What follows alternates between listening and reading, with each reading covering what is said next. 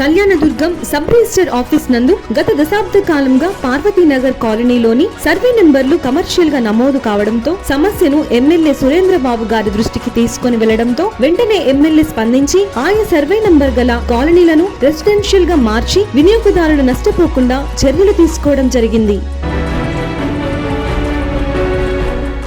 2015 నుంచి ఈ రోజు వరకు మేము ఎదుర్కొంటున్న ప్రధాన సమస్య ఏంటంటే ఈ ప్రాంతం అంతా పొరపాటున రిజిస్టర్ ఆఫీస్లో రెసిడెన్షియల్గా ఉండాల్సిన ప్రాంతాన్ని కమర్షియల్గా చేయటం వలన ఇక్కడ ఉన్నటువంటి వాళ్ళు ఎవరు కూడా అమ్ముకోవడానికి కొనడానికి ఇబ్బంది పడేవాళ్ళము.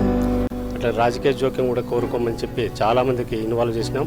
ఎవరు కూడా పట్టించుకోలేదు. ఇంతవరకు రిజిస్టర్ ఆఫీస్లో జరిగిన పొరపాటుని సవరింపజేయమని చెప్పి ఇటీవల మా ఎమ్మెల్యే గారిని కలిసిన వెంటనే ఆయన స్పందించి ఈ ప్రాంతాన్ని రెసిడెన్షియల్గా మార్చారు. శాసనసభ్యుడు అంటే ఇలా స్పందించాలి వెంటనే అని మనస్ఫూర్తిగా మా సురేంద్రబాబు గారికి హృదయపూర్వక కృతజ్ఞత తెలియజేస్తున్నాం. విద్యానగర్ కానీ జయనగర్ కానీ ఏమైతే ఉన్నాయో రెసిడెంట్ ఏరియాలో అదే రేటే ఇక్కడ గతంలో చాలా ఎక్కువగా ఉండి దాన్ని అమ్మాలన్నా కొనాలన్నా చాలా ఇబ్బందిగా ఉన్నది.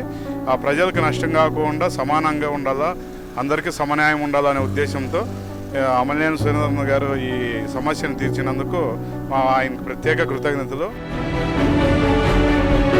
అమలేని సురేంద్రబాబుకి ప్రత్యేకమైన ధన్యవాదాలు తెలియజేస్తూ పార్వతీనగర్ వాసులంతా హ్యాపీగా ఫీల్ అవుతున్నారని చెప్పి తెలియజేస్తున్నాం.